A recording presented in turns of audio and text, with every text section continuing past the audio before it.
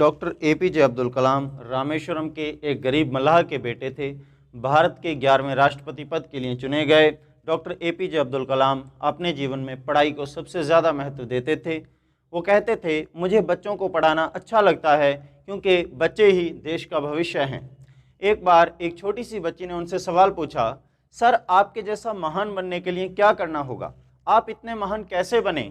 तो उन्होंने जवाब दिया, हंसते हुए धीरे से बोले, बेटा मैं ये तो नहीं जानता कि मैं महान कैसे बना, लेकिन अगर आपको अपनी ज़िंदगी में सफल होना है और महान बनना है तो मेरी 4 बातें याद रखना। नंबर 1, आपके पास एक बहुत बड़ा लक्ष्य होना चाहिए। You must have a great aim. Number 2, continuously acquire knowledge. लगातार ज्ञान अर्जित करते रहो अपने लक्ष्य को पूरा करने के लिए। Number 3, hard work. Number 4, perseverance, यानी कि कभी हार मत मानना ज़िंदगी में।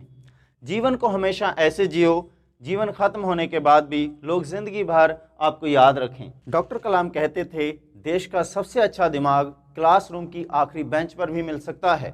घर में बहुत ज़्यादा गरीबी होने के कारण अपनी पढ़ाई का खर्च निकालने के लिए डॉक्टर कलाम अखबार बेचा करते थे। उनके गांव से कई किलोमीटर दूर गणित के एक बहुत अच्छे मास्टर जी थे। मास्टर जी सुबह 4 बजे नहा धोकर आने वाले बच्चों को 1 घंटा फ्री ट्यूशन पढ़ाते थे।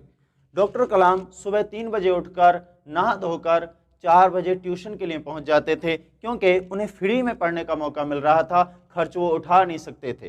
डॉक्टर कलाम कहते थे, छोटा लक्ष्य देखना पाप के समान है, आपको हमेशा महान लक्ष्य चुनना होगा। मुझे ऐसा गुरूर नहीं कि मेरी ज़िंदगी सबके लिए मिसाल बने, लेकिन ये हो सकता है कोई मायूस बच्चा किसी गुमनाम सी जगह से ताल्लुक़ रखता हो, वो ये पढ़े और उसे हौसला मिले, वो ये पढ़े और उसकी उम्मीद रोशन हो जाए। हो सकता है ये कुछ बच्चों को नाउम्मीदी से बाहर ले आए। डॉक्टर कलाम अपने काम में इतना व्यस्त रहते थे कि उन्हें शादी कराना भी भूल गया। जिस दिन उनकी सगाई होनी थी उस दिन भी वो अपने काम में इतना व्यस्त थे, उन्हें भूल ही गया कि आज मेरी सगाई है। और उसी दिन शाम को उन्होंने फैसला कर लिया कि मैं अपने जीवन में शादी नहीं कराऊंगा और सारी ज़िंदगी अकेले रहे। उन्होंने सारे देश को ही अपना परिवार मान लिया था। बात 10 अगस्त 1979 की है। 19 साल की मेहनत, 30 मीटर लंबा SLV-3 रॉकेट 17 टन वजन लेकर सुबह 7:58 पर आसमान में उड़ा। ये रॉकेट 4 स्टेजेस में था। ये सिर्फ एक रॉकेट नहीं था, ये एक सपना था उन तमाम लोगों का जो इस प्रोजेक्ट में शामिल थे, और इस प्रोजेक्ट के डायरेक्टर थे डॉक्टर एपीजे अब्दुल कलाम। ये रॉकेट पहली स्टेज तो पार कर गया, लेकिन दूसरी स्टेज में पहुंचने के बाद इस रॉकेट ने काम करना बंद कर दिया और 317 सेकंड के बाद कचरा बनकर श्रीहरिकोटा से 560 किलोमीटर दूर समुद्र में जा गिरा। दोस्तों, क्या हालत हुई होगी उन तमाम लोगों की जिनका 19 साल का सपना कुछ ही सेकंड में कचरा बन गया था। डॉक्टर कलाम कहते थे कि उस समय मैं अंदर से पूरी तरह टूट चुका था और मैं बिस्तर में जाके लेट गया, मेरी आंखों से आंसू बहने लगे थे। लेकिन डॉक्टर कलाम हार मानने वालों में से नहीं थे। वो कहते थे, पहाड़ की चोटी पर उतरने से पहाड़ पर चढ़ने का तजुर्बा नहीं मिलता, जिंदगी पहाड़ की चढ़ानों पर मिलती है, चोटी पर नहीं।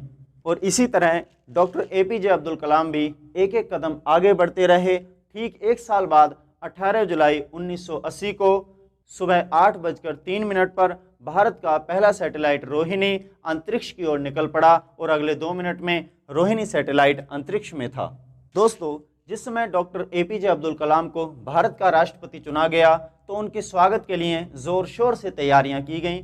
राष्ट्रपति भवन को शानदार तरीके से सजाया गया। जिस समय doctor APJ Abdul Kalam Delhi airport पर उतरे तो उन्हें लेने के लिए गाड़ियों का एक काफिला गया, लेकिन कलाम साहब के पास सिर्फ 2 सूटकेस थे, एक में उनके कपड़े और दूसरे में उनकी किताबें। अगर कोई स्टूडेंट इस वीडियो को देख रहा है तो याद रखना, आप जितना किताबों से ज़्यादा प्यार करोगे, किताबें आपको उतना ही आगे ले जाएंगी और उतना ही महान बना देंगी। ये किताबें ही थी जिन्होंने एक साधारण गरीब मल्लाह के बेटे को डॉक्टर एपीजे अब्दुल कलाम बना दिया। भारत के पूर्व राष्ट्रपति डॉक्टर एपीजे अब्दुल कलाम ईमानदारी और सादगी जैसे गुणों की मिसाल थे, जो आज की भारतीय राजनीति में दुर्लभ हो चुका है। दोस्तों, ये वीडियो आपको कैसी लगी कमेंट बॉक्स में ज़रूर बताइएगा। वीडियो अच्छी लगी हो तो लाइक कर दीजिए, चैनल को सब्सक्राइब कर दीजिए, बेल आइकन हिट कर दीजिए, वीडियो अपने दोस्तों तक भी शेयर कर दीजिएगा। अपना कीमती समय देने के लिए आपका एक बार फिर से बहुत बहुत धन्यवाद।